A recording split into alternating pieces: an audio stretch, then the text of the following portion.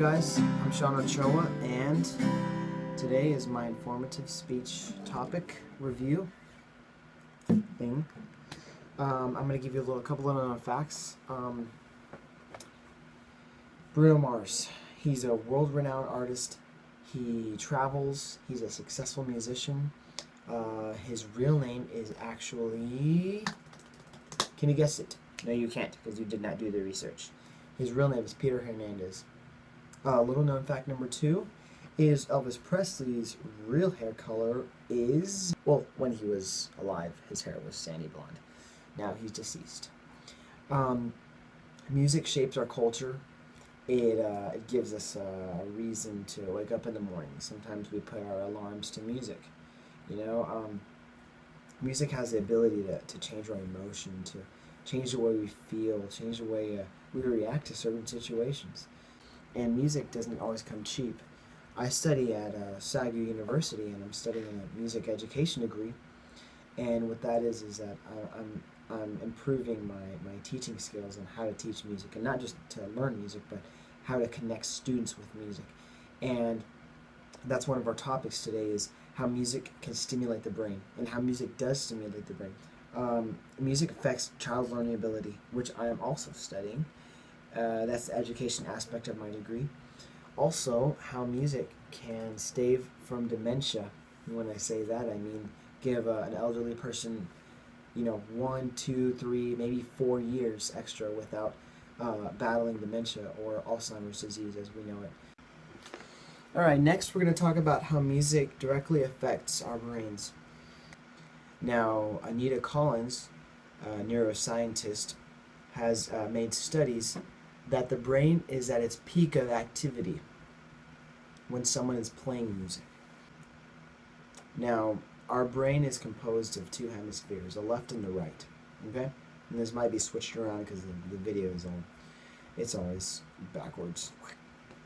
But anyways, let me get this point across, that our left side of the brain, our mathematical down to the T, follow instruction, no cutting corners part, it's kind of opposite of our right, which is our true colors. It's who we are. It's our creativity, and so when these two come together, that's the highest. It's the peak of a musician's brain activity, and also we get into music.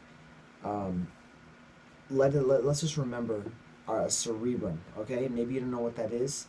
Let me just give you a refresher in health and science. Cerebrum will affect directly like pictures, memories that you have that associate with the music. Next topic is how children's brains develop. Before the age of 7 is the most effective time to give a child music lessons. After that, they should be encouraged to keep practicing. I have a graph here I'm about to show you. This graph is to show people who've played music since the age of 11, and from those people, it's split up into 2 different percentages. Women are beating the men by 51% right here, and men are trailing behind just a little bit with 49%.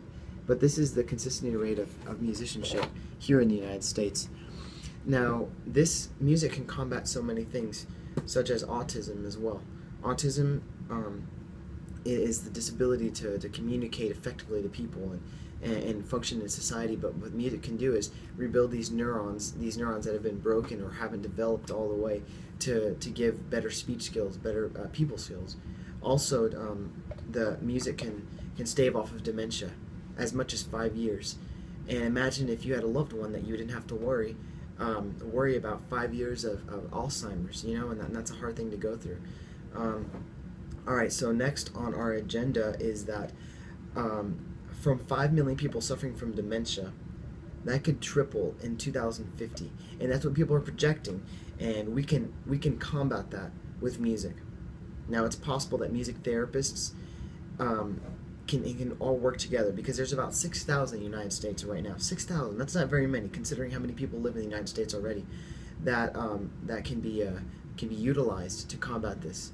Now, from 5 million people suffering from dementia in 2050, as I said before, can be tripled, and might be tripled to 13.8 million. That's almost 14 million people with suffering from dementia. Let's fight this. So what have we learned today? Well, music does have a positive effect on our human brains. And as I said before, we hope you have a human brain. Also, music can combat mental illnesses such as autism and dementia. Almost forgot that one. And thank you for listening to you guys. Hope you enjoyed it. Hope I didn't bore you. And I'll try to keep it interesting for the next video.